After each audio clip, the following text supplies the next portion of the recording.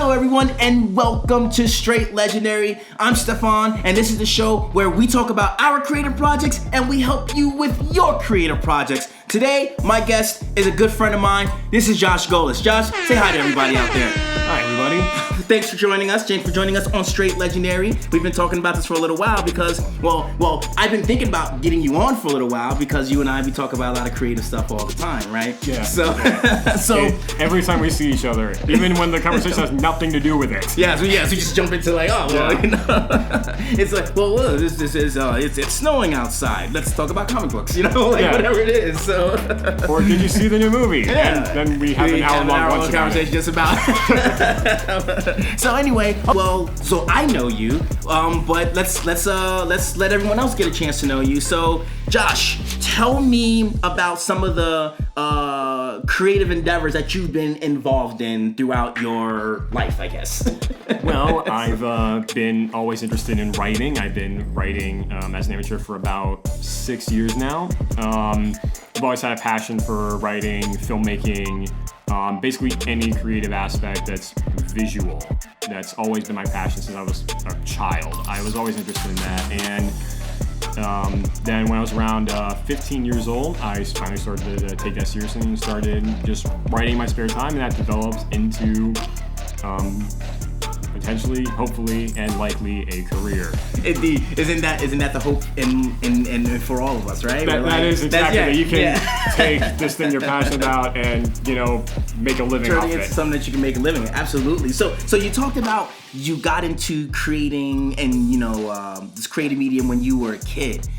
Do you remember, was there a moment or something in particular that you saw or read or heard or something that made you think to yourself, yeah, I want to do that?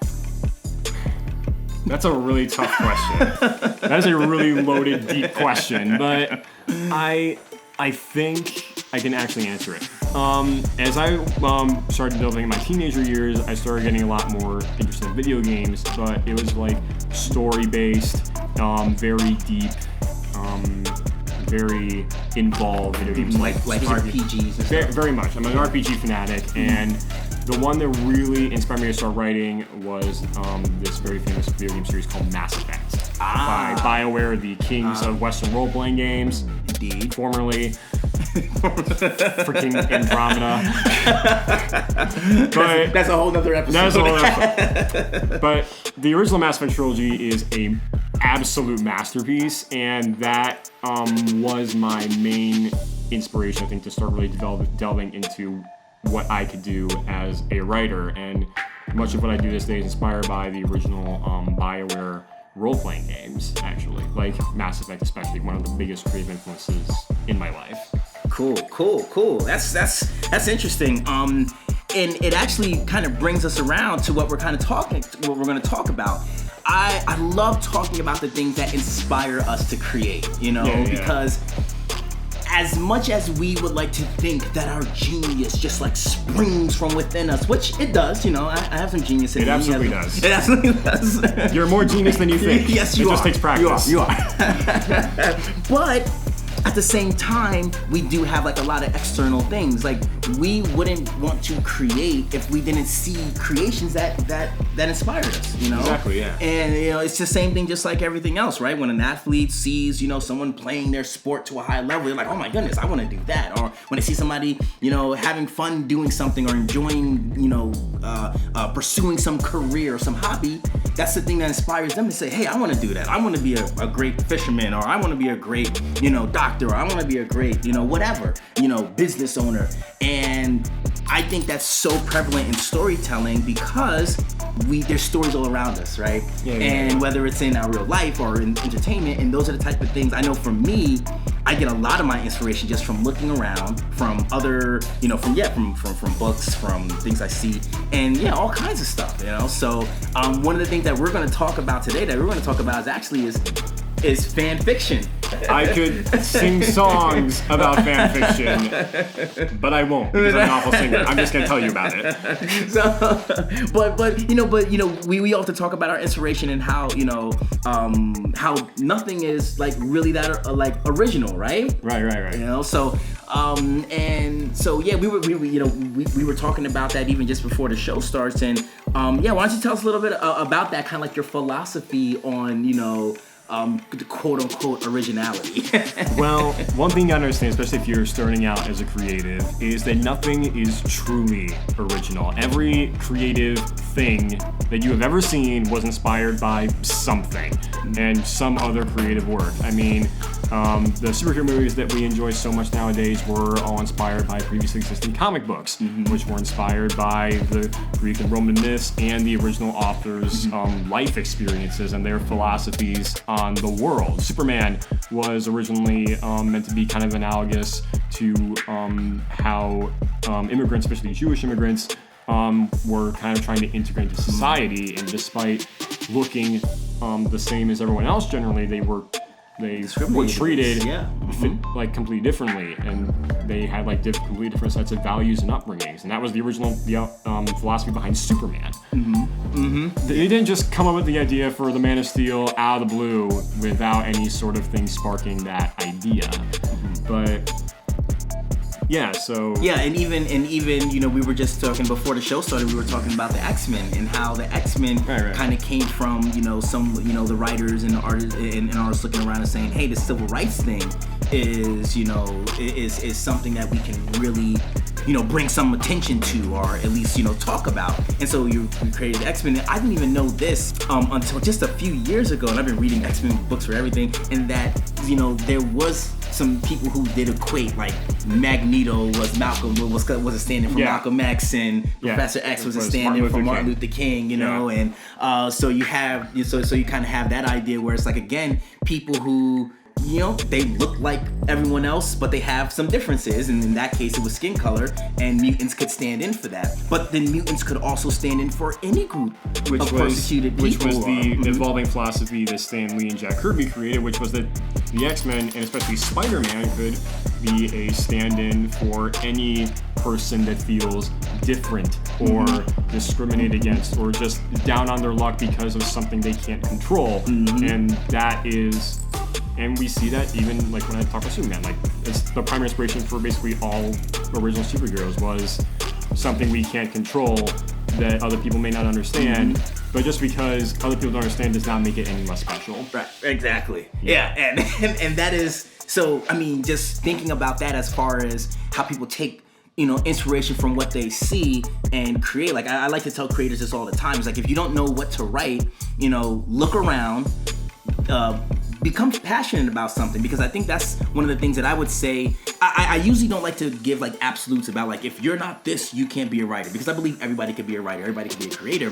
But I will say, if you don't have something that you're passionate about, whether you think people are going to agree with it or disagree with it or whatever, if you don't have something that you're not passionate about, it's going to be that much more difficult to to sit down and begin to write something. And chug away at it. It's extremely difficult to write about anything that you're not intimately invested in. Which what we were going to talk about was fan fiction. A lot of people don't feel like they don't know really where to start with writing. Rule number one is write what you know. You'll hear that in any creative writing class, write what you know. And that's what fan fiction is. You're writing about something you already know about and are already invested in. That's true. That's absolutely true. That's how I started writing, was just writing a ungodly, overcomplicated fan fiction about... Track with me on this. All right, well, wait just a minute. I'm going to give you a minute to collect your thoughts, because I want to take just a quick break, and then we'll be back in a couple of minutes with some more Str8 Legendary.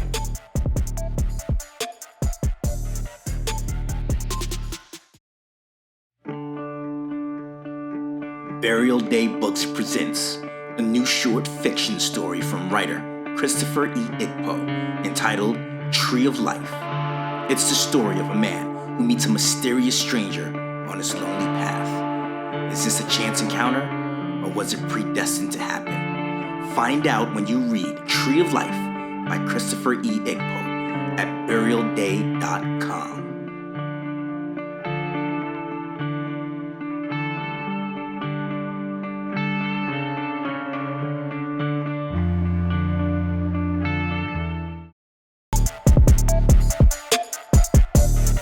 And we are back with more Str8 Legendary. I'm talking to my boy Josh, and we are talking about fan fiction. And you were talking about how you got your start in writing because you started writing a fan fiction, and you were about to tell us all about it. Yeah. And like I said, track me on this. Okay. So, God, I haven't thought about this in a long time, but I really want to go back and finish it. So this fan fiction incorporated characters and elements from the following. The original Pokemon anime, the Mass Effect trilogy, because Andromeda doesn't exist no matter what your EA account will tell you. Disney's Frozen, Disney's Tangled, Irrational Games BioShock, Halo, motifs and elements from Dragon Ball Z, Metal Gear Solid, Star Wars. Was that it? That might have been it. I'm sure there's more, but if you remember it, we'll no, I think that was it. That's it? I got less than half through it before I kind of fell off the wagon with it. But how much is half? Like how many words are 110,000. Okay, 110,000. So yeah. That's a whole novel for some people. Yeah, and that was less than half done with the story. And that's, yeah, it took a lot of dedication to get there, and it actually still exists on fanfiction.net. It reads awfully for the first 10 chapters, but I was still learning, which is the point. Yeah. You're learning, and that's really what made it easy for me to sit down and write 110,000 words. Was I was invested in what I was writing. I understood the characters, the settings, and the motifs that I was writing about, and it provided me excellent practice for how to become a better writer. Practice. It provided a framework for you to work within. Because it helped me understand what kind of tones and story elements that I like to write about, and it was also just, and because you have a deeper understanding of all that, writing is not only going to be much easier, it's going to be a lot more fun. It's something that's interesting because as creative writers, we do pride ourselves to be able to come up with our own quote-unquote original ideas that, of course, are inspired by other things, but we like to try to think of something, maybe I can twist this in a little bit of a way that other people have never seen before, or that are, just, it's the details. I always tell people, it's the details that make your story different. Not necessarily original, but it makes it different enough, and if people are reading it and tracking with it, it doesn't have to be something where it's like, oh my gosh, I've never seen anything like this ever before, It doesn't. And when you're starting, don't try to do that. You're gonna make your head explode. And I actually wanted to talk about what you said about changing the details and using that to make your story unique. Because just because you're writing fan fiction doesn't mean you're gonna be copying the script of a movie or something. And I was thinking about this before I even came here, how to really explain this concept. So if you want to get into creative writing, I really recommend starting to write fan fiction, but challenge yourself with this. Take a established character, motif, or just element from the story and play around with it in a way that wasn't explored in the source material. One example I thought of was with Harry Potter. One thing that was a very prevalent aspect of the story is that Harry is an orphan. His parents were killed by Lord Voldemort, but that aspect of his psyche and his emotional state isn't explored as much, at least in the films, as I think it could have been. Granted, the films were already long enough, and the books were more than long enough. But what you could do is maybe take that idea and create a 5,000 word one shot about it. Maybe like Harry getting introspective about his lack of parental figures, his lack of family, and how that has shaped him as a person. And then reflect on the fact that he does have parental figures in his life. He has friends who are his closest family, and just all this kind of stuff that wasn't really explored in the original narrative. But hey, our imaginations are infinite. Take that and roll with it. And don't think you're stealing an idea, because I'm not going to write it, you are. Right. And it's so cool that I think one of the great things that you just mentioned is just that practice, that element of practicing how to work with the human language, how to work with human languages, because there's a certain mastery of it that you just can't pick up one day and just start writing. And if you are both creating something quote unquote original and it's your first time and you're trying to come up with the original idea, it can be a daunting task. But when the framework already exists, oh, this is a character I already know and love, let me take him and do something that I would want to do with, with them.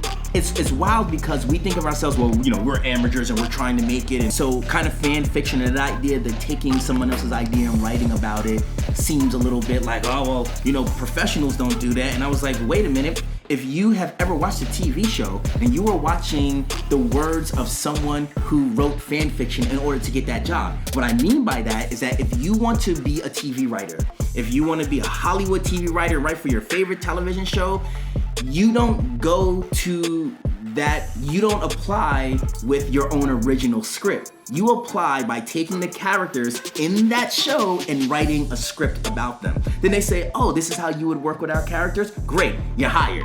This is how you would work with our with our storylines? Great, you're hired, And that is fan fiction, Like it is. You're taking fan. established creative work and writing a story about it. Yes, and that is what professional writers have to do in order to get jobs in Hollywood. Yes, absolutely. There is definitely a place to submit original scripts, and I know what everybody's saying, well, that's why we don't have any original movies now, and that's why everything is based on a sequel. And that's a whole other topic. Yeah. But the idea is that they want to know, the people who are making these shows and making these movies, they want to know that you can take the characters that already exist and write, because that's what you're going to be doing if you're writing for that show. Writers, like TV shows have writers' rooms. There is a group of them, 12, 14, 16, as many as 20 people. It's not just one person coming up with all the ideas. It's a team of people. Usually it's one or two people that creates the original show, like the original concept, but then they hire a team of people to help them write that because it's a lot of work, Yeah, it is. Especially if you're creating a long-running episodic television series, that is a lot of story you got to come up with, and it is not easy to come up with all that completely on your own. Even if you are the creator of it, you know this story better than anyone, you know these characters better than anyone, it is a daunting task to try and come up with a long-running story that's that long in length, but also keep it paced well, consistently introducing new ideas without compromising the story itself. Yep. It is a daunting task. And we've seen shows that have failed because they have compromised their things. And things happen. We're not here to crap on anybody's, no. And everything, because again, we know how hard it is. But hey, it's but again, that is it. Write something you know. And use that to help you train. Like I always tell people this, right? If you want to be an amazing, an incredible cake maker, if you want to make gourmet cakes, one of the things that you're gonna have to do is you're gonna have to start with basic cakes. Like you can't just jump into the kitchen and be like, I'm gonna be gourmet. Learning creative writing is like learning a new language, and you're not gonna start learning a new language with trying to compose the anthem of a generation right the moment you open Duolingo.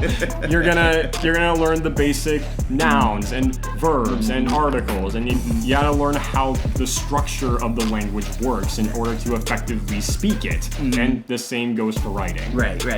And so, which is why again, fan fiction is such a great way. If you want to be a writer and you want to write your own original novels or screenplays or books or shows or anything, or even songs, people who write songs, they begin by covering other people's songs. They begin by covering other people's songs, or they begin by taking the beat or the rhythm or the melody of a song and putting their own words into it, and then they move on to, I'm pretty good at this, let me try something a little bit more outside of that realm, and then eventually you get your amazing, incredible songwriters, but they all started covering other people's songs because they were fans of their music or fans of those songs. So it's such a thing that I think is daunting to a lot of people. Like you said, it's daunting.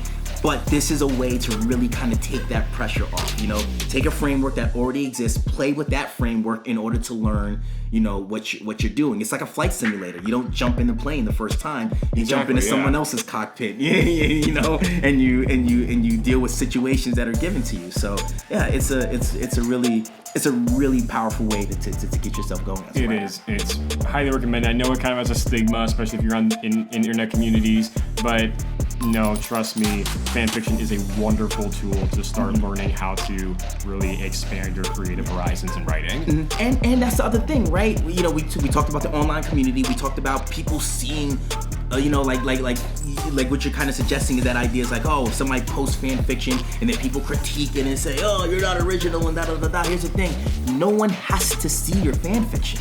I mean, remember when sports teams practice, it's closed gym practices. They make all their mistakes. They work on their craft when no one else is watching. Then they play in front of thousands of people. Yeah. So that's the same thing you can do with writing. You don't always have to write with the intent to show it to somebody. You can write to practice. Get in the gym by yourself. Get in the weight room by yourself. Work those literary muscles. Yeah, if there's an idea that like you come up with, it's not a very well developed idea. It's just kind of a framework. You're not going to show that to anybody, but write about it. If it's just a few pages, it's just good practice. It's great it. Practice. The Maybe more it'll reps. develop into a masterpiece. Yes, you never know, right? Yeah. We always talk about that, like with, or we always hear stories like was it J.K. Rowling who started writing Harry Potter on like napkins or something like that? I mean, she had the intent, of course, to one day hopefully make it big. But at the time she was writing it, she didn't know that it was going to be one of the biggest phenomenons ever. She was hoping it would be, just like we all are, But she started out just like, oh, let me just scribble down my ideas anywhere I can. If she was waiting for, well, I can't write this until I'm sitting in front of a computer with a word processor and a spell check and da-da-da-da. If you wait for the perfect conditions, it's not going to be there. So, just get out there, put your stuff down on paper, start writing it. If it's just for you, you can look back at it and say, oh, okay, all right, I see what I can do better there. I see how I can make it better. And then by the time you are ready to start showing people your work, I mean, you already have, a great mastery, or at least a passing, a cursory knowledge of how to put paper, how to put words on paper and make them make sense. Yes, that's, yeah, and all about practice. And one thing, and actually an exercise that I like, and I probably mentioned this on an episode before, but one of the exercises I give to young writers is I tell them, if you are having trouble figuring out how to get your story going, start with a story that you already well know, just like we're talking about. But I go as simple as write the Three Little Pigs. Just write it from memory. As there was three little pigs. One, they left home. One built their house out of sticks. One built their house out of hay. One built their house out of brick. The wolf comes by, blows down the first two, can't blow down the third one. And depending on what age group you're in or where you heard the story, either the wolf runs away or somehow the pigs end up eating him. Or the pig that's left ends up eating them. There's a lot of variations. Anyway, write it in the way you want to write it, and then now, and it should take like just a page, may not even be a page, but now write it again, but this time give the three pigs occupations. One's a lawyer, one's a grocer, one's a banker, and then write that story, and now it changes a little bit, because now when the wolf comes to the banker's house, it's a different conversation than I'm gonna huff and puff and blow your, maybe, like you begin to think of different ways to do it. I'm here to liquidate your assets.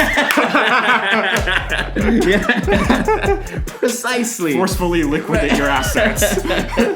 and then I tell them, and then I tell people, now write it again. This time change something else. Writing again. This time change something else. By the time you're to the sixth version of the story, it's a totally different story. If someone just read that sixth version of the story, they wouldn't even know it was the Three Little Pigs to begin with.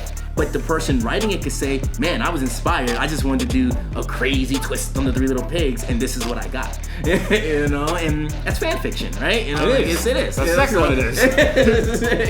But by the time, like I said, but it starts out as fan fiction, but by the time you get down the line, now it's new fiction, and it's your fiction, So, okay. So, is there anything else that you want to mention, that you want to talk about in regards to this specific thing? If it's a whole other topic, we could do a whole other show on that. But is there anything else you want to say about fan fiction or about young things that young writers can do, new writers can do, as we're all in this journey together to try and get our stuff out there? I don't know. I was gonna comment on basically the concept that you said, which was like, if you're not sure where to go with the story, but you have a general idea of what it should be, don't start writing the entire plot from A to B to Z. Start writing a couple of characters and see where they would fit into the narrative. That's a great piece of advice. Yeah, just start writing the characters because you need a character for your story.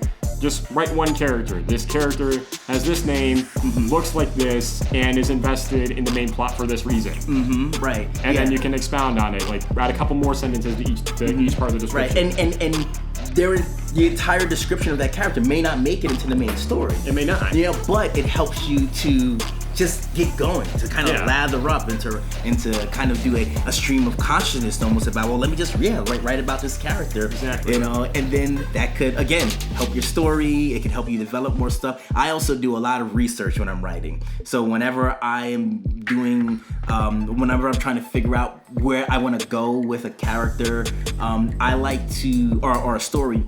I like to find stories that are kind of similar to what I'm doing, or I like to kind of like look back in history. So many of our stories that we see as popular now, like you mentioned at the beginning of the episode, you know, they're based on things that, you know, happening around us that we're seeing. Like you talked about with Superman and the immigrant story and Greek mythology. Greek mythology was based on people trying to understand, you know, the world at the time, you know, and then you can say a lot about a lot of religions, you know, and where it's like, hey, you know, this is us trying to understand the world, you know, even us, you know, we're both Christian, and you know, even we look at it and it's like, yeah, this is, you know, the faith part of it is incredible and everything like that. But a lot of it is us just trying to understand the world around us. Why do things happen? Right. And you begin writing about that stuff. Yeah, and write you a get story compelling that stories. Be like a commentary on what you think about the world, but like, even don't be afraid to be critical of your own thoughts about the world, because that is a great way to make a really interesting story. Don't be afraid to be critical of your own views. Even if that's not necessarily the point of the story, like maybe have a character that in your story that is contrasting with something that's very dear to you, and it can be a very good way to like even examine your own psyche, your own values, your own ideas, because you're taking something that's really important to you and examining it from a completely different perspective, just like everything we've been talking about. There's something else that's a whole nother episode. That is a whole other episode, man. Taking the things that are important to you and totally turning them on their heads for the, you know, in so many words. So that's a whole other episode there. but for this episode, this has been incredible. Thank you so much for coming by. I hope you'll join us again for other episodes of Str8 Legendary. If you'll have me. Yes, I definitely have you. And you're also gonna, and one of the other talents that we didn't even talk about is that you are also a musician, which is like super cool also. And I'm going to have him play a few things for us. Thank you so much for joining us for Str8 Legendary. Josh, if people want to find you and find the stuff that you're working on, how can they do that?